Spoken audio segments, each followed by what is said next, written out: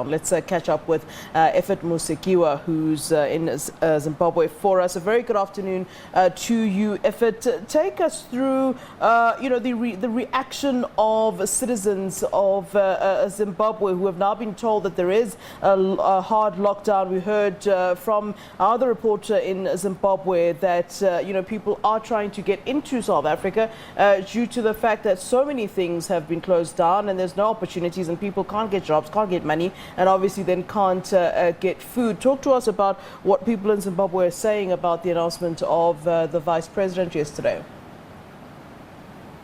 Well, I spoke to quite a number of Zimbabweans on the street of Harare, and most of them expressed shock, most of them saying that they've been ambushed, saying they were not given enough time to actually prepare for any form of lockdown, saying that this announcement is here with immediate effect does not give anyone time to prepare for anything because they had not prepared. They were in the festive when they were out celebrating, they were out visiting families, and only to be told they can no longer move. They're saying that it's too sudden, and maybe the authorities should have given them a little bit more time to prepare for any eventual lockdown or time to actually recoup the finances that they had actually spent during this period in time.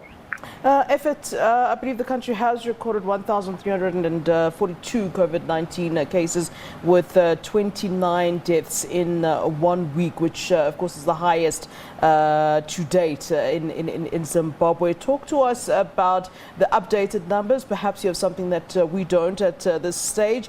And in terms of how healthcare services and facilities are coping already, in South Africa, where we have better health facilities, we're struggling as is. So I wonder how the situation is in Zimbabwe. Well, if you look at the total figures comparing Zimbabwe and South Africa, it tells you, we have taken a more drastic step in actually instituting a full lockdown. Yeah. Yet our cases, the total number of cases, like cumulative since the pandemic began, is still below 15,000. We're still at about 14,500 recorded positive cases. In our deaths, the total number of deaths since the pandemic began is actually still around 377. But it's the hospitals, it's the healthcare system that's really panicking. As you move around, there are a lot of people seeking medical attention. In the capital, we have just a few designated COVID-19 hospitals. I think a couple, two in the public sector, and another couple also in the private sector. And both these COVID-19 hospitals are actually overwhelmed. They no longer accept any more, admissions of the patients.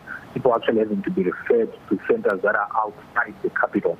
And out there, we also know that they are actually struggling as well. So really, it is the healthcare system that's actually being overwhelmed and is not being able to cope with this surge in numbers that have taken place over the past 2 weeks.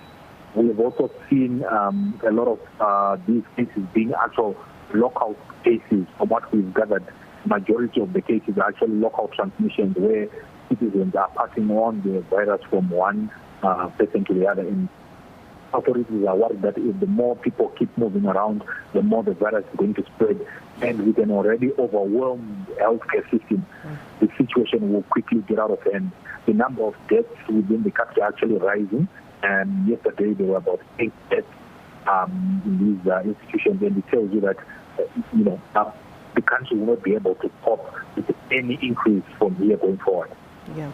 Taking a look at zimlive.com, which is, of course, where the Vice President went and spoke about the lockdown regulations. There is conversation about, police really being sort of cracking down on those violating lockdown regulations. I understand that just yesterday, people were arrested, 52 people that were attending an illegal music event were arrested in Mbare, plus 200 teenagers who were busted at a separate bash. How have police in Zimbabwe really been handling the situation? And perhaps that's why your numbers are lower than ours at this time, isn't it? Well, our police, it's not just the police, but even the citizens themselves, they let their guard down, thinking that they were past the pandemic, thinking that the second phase was not going to hit. And so this has been a rude awakening. Yes, indeed, there were people that were arrested yesterday in a suburb in Harare, about 200 teenagers who were arrested for violating COVID regulations, and they are at a police station as we speak. Then you also have there was a party, a New Year's Eve party, which was held in one of the high-density suburbs. And actually, police have released a statement that they are looking for the organizers of the event. So people were actually, let their guard down, thinking that the pandemic had gone past. But the numbers and the situation at the hospitals is telling a different story, and everyone is now panicking. Today, I saw in the capital, police were actually arresting people that were moving around without wearing face masks. They were actually being arrested and rounded up and being taken to police stations, a thing which was not common a week ago, 3 days ago. No one was being arrested for not putting on their face mask. But right now, police are actually arresting people for not wearing their face masks. They've been banned. Today, churches could not hold their usual Sunday services. And, the most of it was a bit quiet, but in town there was a high of activity. Some people were panic buying and in preparation for the lockdown starting tomorrow. All right, Ephert, thank you very much for giving us that update coming from Zimbabwe, our correspondent, Ephert Musekiwa there. All right, let's take a short break. More news after this.